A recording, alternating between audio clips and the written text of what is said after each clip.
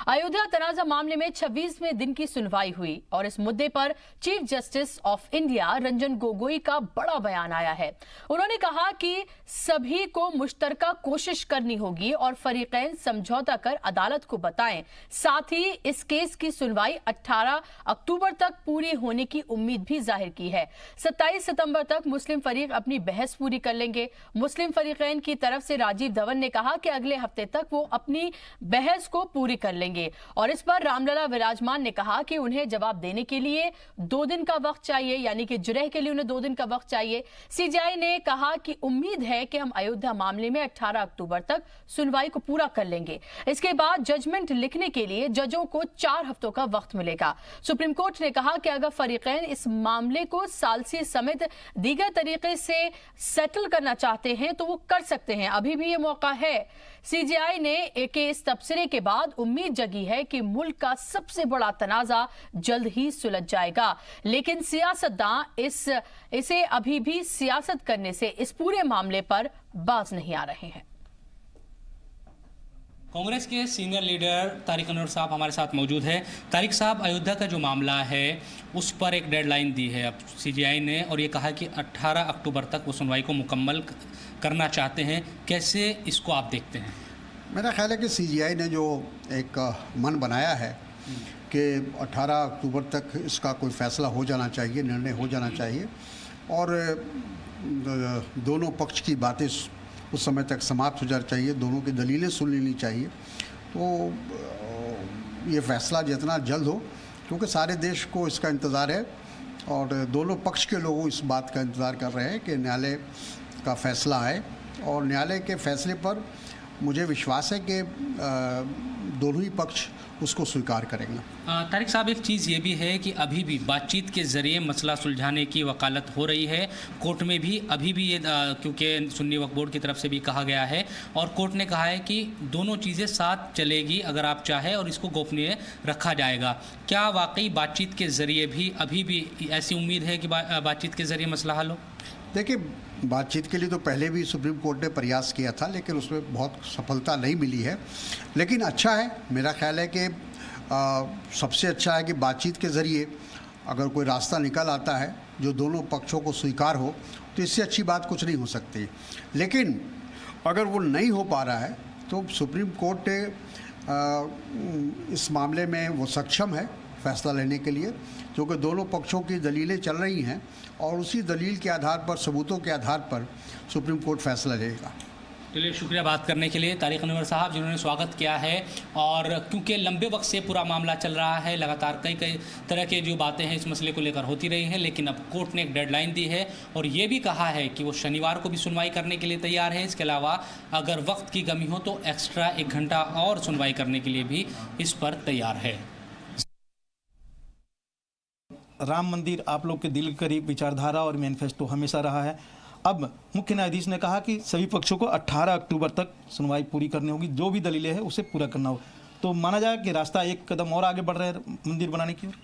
देखिए, बहुत लोगों की इच्छा है कि राम मंदिर का निर्माण जल्द से जल्द हो और इस विवाद का भी हल जल्द से जल्द हो, क्योंकि लोकेशन का सवाल है। मंदिर निर्माण में कभी भी बाधा नहीं थी, लेकिन स्थान को लेकर विवाद हुआ। इसलिए चाहते हैं कि इस पर जल्द से जल्द सुनवाई पूरी हो जाए। माननीय मुख्य न्यायाधीश का जो कहना है वो सही है कि जल्द से जल्द इस सुनवाई को पूरा करेंगे। इसी बीच में आपने देखा कि मध्यस्थता की बात भी कही जा रही थी। लग रहा है कि ऐसी बातें केवल मामले को और लटकाने के लिए, हालांकि सुप्रीम कोर्ट ने एक तरह से कहा है कि अब इस पर बहुत ज़्यादा नहीं देरी की जा सकती और माना जा रहा है कि नवंबर में इस पर फैसला आ सकता है। देखिए, जल्द से जल्द सुनवाई पूरी हो, जल्द से जल्द फैसला आ जाए, दिवाली से पहले दिवाली बन जाए तो और अच्छी बात है। तो कोशिश अपनी तरफ से है, देश की इच्छा है और मध्यस्थता बहुत लोग करना चाहते थे, लेकिन वो टालने के लिए शब्द हो गया। मध्यस्थता नहीं है, वो टालने का विचार है और इसके लिए तो सुप्रीम कोर्ट ने भी कहा कि इस पर एक टीम बना दी जिसने मध्यस्थता की बात की, लेकिन क्या फैसला हुआ? कुछ नहीं हुआ उस पर। इसलिए अब अदालत का निर्णय का इंतज़ार सबको है। भव्य राम मंदिर बन के रहेगा? भव्य राम मंदिर तो अभी तो राम मंदिर है, लेकिन वो टेंट में है। उसका भव्य भवन कब बने इसको लेकर विवाद है, और वो विवाद जल्द से जल्द हल होगा, इसमें कोई शक नहीं।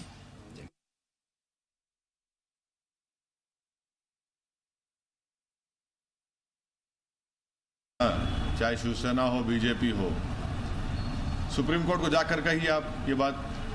मैं चैलेंज कर रहा हूँ इन लोगों को, जाके सुप्रीम कोर्ट ने बात कहे तो आप कैसे मालूम सुप्रीम कोर्ट आपके फेवर में जजमेंट देगा? अभी तो सुनवाई चल रही है, कैसे मालूम एनडीए को और एनडीए के पार्टनर्स को कि इस तरह का फैसला आ जाएगा और वो ये सब कर लेंगे? तो ये तो सुप्रीम कोर्ट की तौहीन है। ये जो लास्ट कोर्ट ऑफ अपील है, कोर्ट तय कर रहा है, आपके साथ आप तो तय नहीं करने वाले ना, जजमेंट तो सुप्रीम कोर्ट देगा। तो इस तरह के बयान देना ये तो कंटेम्प्ट है सुप्रीम कोर्ट का, और ये तो अजीब व गरीब इस तरह की बात करते रहते हैं। जहाँ इलेक्शन आ गया तो शुरू हो गए, इलेक्शन खत्म हुआ तो भूल जाते। इस पर मेरा रिस्पांस क्या हो सकता है? सुप्रीम कोर्ट के ऊपर है, सुप्रीम कोर्ट मजाज है, सुप्रीम कोर्ट के अख्तियार है, और जब सुप्रीम कोर्ट ही खुद कह रहा है कि 18 अक्टूबर तक शायद पूरे पार्टीज़ अपनी बहस को मुकम्मल कर लेंगे, आर्गूमेंट्स को, तो सुप्रीम कोर्ट उसके बाद उनके ऊपर है वो कब फैसला दे।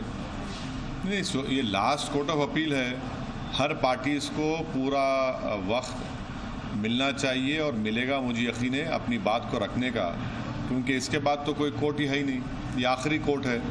और जो मुस्लिम साइड बहस कर रही है और धवन साहब बेहतरीन बहस कर रहे हैं, तो अब वो बहस कब तक ख़त्म करेंगे वो मैं नहीं बता सकता, वो तो उनको बताना पड़ेगा।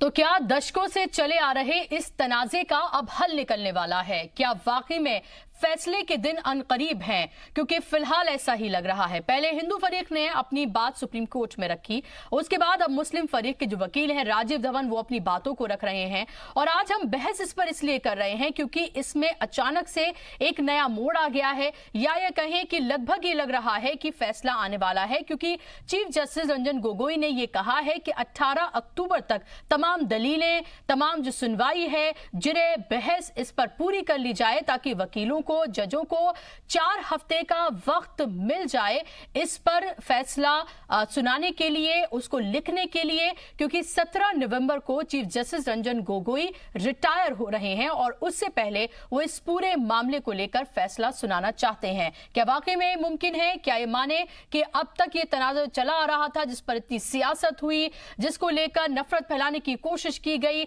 मुल्क में इस तनाज़े के बाद से सियासत पूरी तरह से बदल गई, अब उस पर फुल स्टॉप लगने वाला है। इस पर बात करने के लिए मेरे साथ खास मेहमानों का पैनल जुड़ गया है। इनका तारुफ मैं आपसे कराना चाहूंगी। मेरे साथ शमून कासमी साहब हैं, लीडर हैं, बीजेपी के मेरे साथ जुड़ गए हैं, स्टूडियो में मौजूद हैं। दीवान मुकेश सिंह साहब हैं, पॉलिटिकल एनालिस्ट के तौर पर मेरे साथ जुड़ गए हैं। एच.एस. रावत साहब हैं, हिंदू धर्मगुरु हैं, मेरे साथ स्टूडियो में मौजूद हैं। संजय के चड्डा साहब एडवोकेट हैं, सुप्रीम कोर्ट के स्टूडियो में मौजूद हैं। मनोज कुमार साहब हैं, एडवोकेट हैं, हाई कोर्ट के मेरे साथ स्टूडियो में मौजूद हैं। तमाम मेहमानों का बहुत बहुत इस्तकबाल है। शुरुआत में आपसे करना चाहूंगी संजय जी, क्योंकि कानूनी पहलू में जानना चाहती हूँ। आज जो चीफ जस्टिस रंजन गोगोई की तरफ से कहा गया है, जिसके बाद से ये एकदम ये लगने लगा है कि शायद अब फैसले का दिन बेहद करीब है, दिवाली से पहले शायद इस तरह की कोई खबर आ सकती है। किस तरह से देखा जाए, क्या कुछ आज कोर्ट में इंपॉर्टेंट रहा? बुशरा जी, 2 बड़ी अहम बातें हैं जो आज की निकाली गई हैं। आज का टेक जिसे मैं कहूंगा, 6 अगस्त से, जैसा हम सब लोग जानते हैं, निरंतर डे टू डे हियरिंग हो रही है इस मसले की।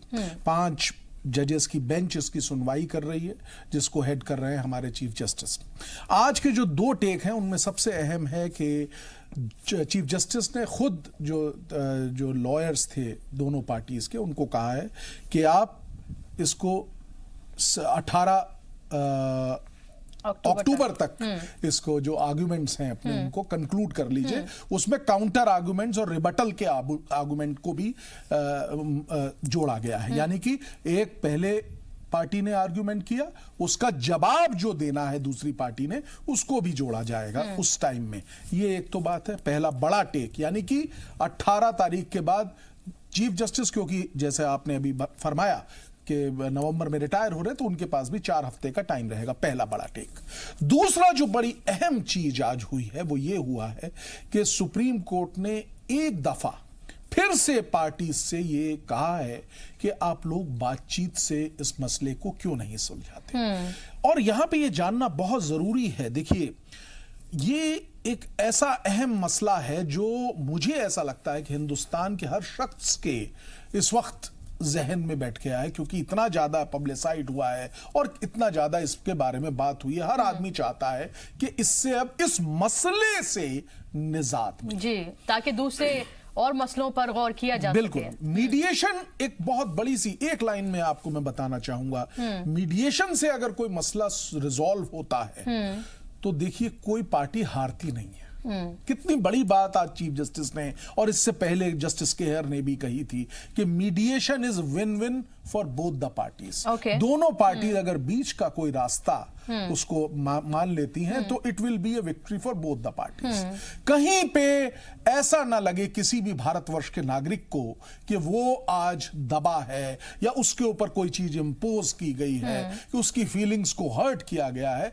इस वजह से इस पर्टिकुलर चीज पे बार बार कोर्ट बल दे रही है। जैसा कि अगर मीडिएशन से कोई कंक्लूसिव रास्ता निकलता है तो वो विन होगी दोनों पार्टीज के लिए, क्योंकि जब मीडिएशन, एक बहुत पुरानी कहावत है कि मीडिएशन हॉल से जब कोई बाहर निकलती है पार्टीज तो दोनों मुस्कुराती हुई निकलती हैं। जी, तो लेकिन यहां पर उम्मीद कम लग रही है, क्योंकि एक बार नहीं 2 बार इस तरह की कोशिश हो चुकी है। बाकायदा तौर पर पैनल बनाया गया, पूरा वक्त दिया गया, तमाम जो लोग दोनों मजाहिब के थे उनको शामिल किया गया। जस्टिस खलीफुल्लाह ने इस बेंच की सदारत की, लेकिन उसके बावजूद भी इस पूरे जो बनाई गई थी जो पूरी टीम उसकी सदारत की, लेकिन उसके बावजूद भी ये एक तरह से बेनतीजा ही साबित और यहां तक कि एक लाइन छोटी सी और बताऊंगा कि यहां तक कि उस पूरे जो भी प्रोसीडिंग्स हुई उनको सीक्रेट भी रखा गया, कहीं पब्लिसाइज नहीं किया गया।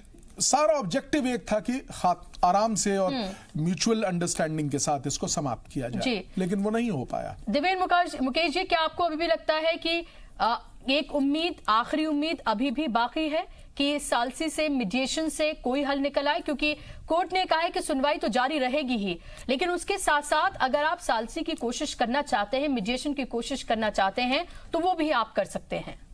हाँ बिल्कुल, अभी भी मौका है सालसी का, अभी भी इस टॉपिक पे बात हो सकती है। मध्यस्थता के अभी भी दरवाजे खुले हुए हैं, अगर तीनों पक्ष ये अगर मध्यस्थता करना चाहें। और देखिए बहुत बड़ी बात होगी, यही एक रास्ता है मध्यस्थता का। अगर यही कोर्ट डिसीजन लेगा तो कहीं ना कहीं किसी पार्टी को, किसी एक समाज को ये लगेगा कि उन पे इम्पोज की गई है चीजें, और ये लंबे समय तक उनके एक टीस बनी रहेगी दिल में। मध्यस्थता हमारे हिसाब से होनी चाहिए, और ये बहुत ही अभी भी वक्त है अगर हम लोग ये समझ जाएं, और भारत के लिए, भारत के विकास के लिए, और हम आगे जितने भी इसी मुद्दे पे हमें ज़्यादा बात ना करके मध्यस्थता का ही हमें एक ऑप्शन देखना चाहिए, यही प्रायोरिटी होनी चाहिए। अदरवाइज दूसरा ऑप्शन तो है ही। जी, जाहिर सी बात है, सबको इंतजार करना होगा इसका। मनोज कुमार जी, अगर हाईकोर्ट की बात करते हैं, इलाहाबाद हाईकोर्ट ने जो फैसला दिया था, किसी भी पार्टी को ये मंजूर नहीं था। 3 हिस्सों में जिस तरह से इसे बांटा गया था, सुप्रीम कोर्ट का रुख किया गया। अब जो सुप्रीम कोर्ट से फैसला आएगा वो सबको मान्य होगा, यानी कि उसमें कोई भी पार्टी अब कुछ नहीं कर सकती, क्योंकि हाईएस्ट अथॉरिटी जो है वो अब फैसला सुनाने जा रही है। क्या आपको लगता है कि अभी भी कोई इफ एंड बट की गुंजाइश बचती है? नहीं, मुझे नहीं लगता कि अभी कोई इफ एंड बट की गुंजाइश है। और जहां तक है कि कंप्रोमाइज से या एमिकेबली सेटल होके, तो उससे बढ़िया तो कोई बात पूरे देश के लिए या सभी पक्षों के लिए हो ही नहीं सकती। लेकिन मेरा व्यक्तिगत ओपिनियन इसके अंदर ये है कि ये होगा नहीं, क्योंकि 30 सितंबर 2010 को इलाहाबाद हाई कोर्ट ने फैसला सुनाया था कि तीनों पक्षों को 2.7 जो एकड़ थी उसको बांट दिया था, लेकिन वो मंजूर नहीं हुआ। मैं उस पर कौन गलत था कौन सही था इस विषय में नहीं बोलूंगा, लेकिन उसी के संदर्भ में, उसी के कॉन्सेप्ट में अगर हम देखें तो जैसा मेरे मित्र ने कहा या और पक्षकार या बुशरा जी आप कह रही हैं, निश्चय ही इससे बढ़िया तो कोई बात हो ही नहीं सकती। लेकिन ये मुझे लगता नहीं है, फिजिबल भी नहीं है और लगता नहीं है कि ऐसा हो पाएगा। अब तो जो भी एपेक्स कोर्ट का फैसला होगा वो सबको मान्य होना चाहिए।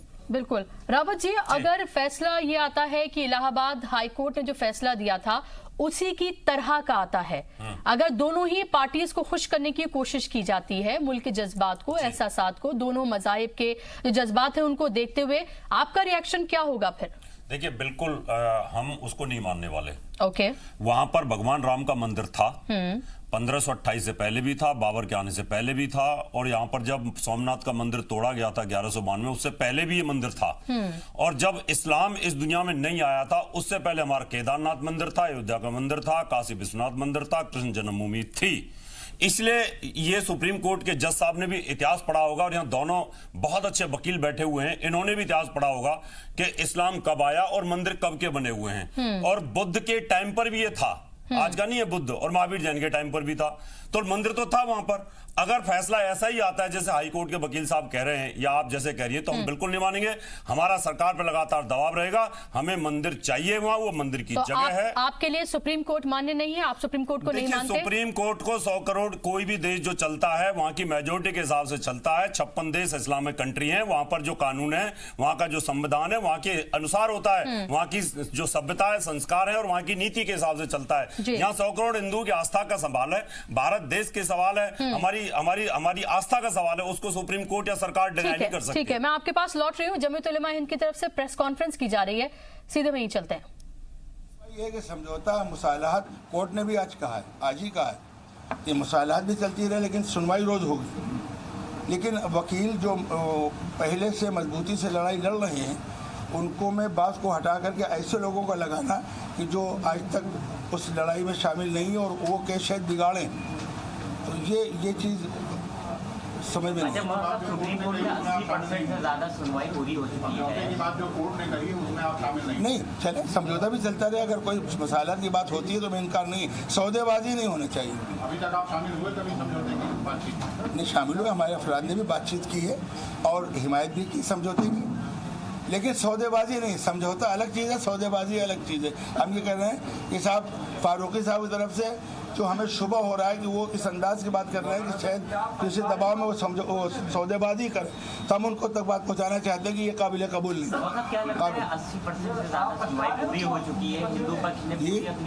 हम ताउन दे रहे हैं, हमारे वकील सुप्रीम सुन्नी वक्त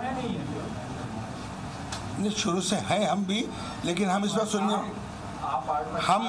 हम अपने वकीला के जरिए ऑन रिकॉर्ड शकील सैयद साहब हमारे बाकायदा वकील हैं जो हमारे आमला के मेंबर हैं, और वो हम सुन्नी वक्फ बोर्ड को ताउन दे रहे हैं, उनके तरफ से लड़ रहे हैं।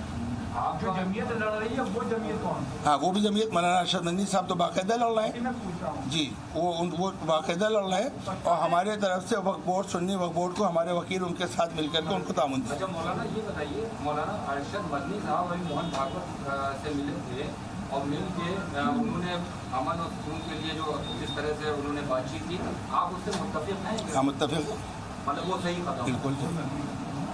जब तक आपस में डायलॉग नहीं होगा तो गलतफहमी कैसे दूर होंगी? अच्छा दूसरी चीज़ ये कि क्या आप ये बाबरी मस्जिद एक्शन कमेटी के लोगों से मिले थे इस चीज़ को लेके कि ये पैरवी सही नहीं चल रही, इसमें सौदेबाजी चल रही है, या कोई और भी आप? क्योंकि हम जमीयत उलमा तो जमीयत उलेमा हिंद की प्रेस कॉन्फ्रेंस आप देख रहे थे, और बाबरी मस्जिद के तनाज़े को लेकर यहां पर बात रखी जा रही थी। उन्होंने कहा कि मुसालहत अगर हो रही है उससे कोई एतराज़ नहीं है, लेकिन सौदेबाजी नहीं होनी चाहिए।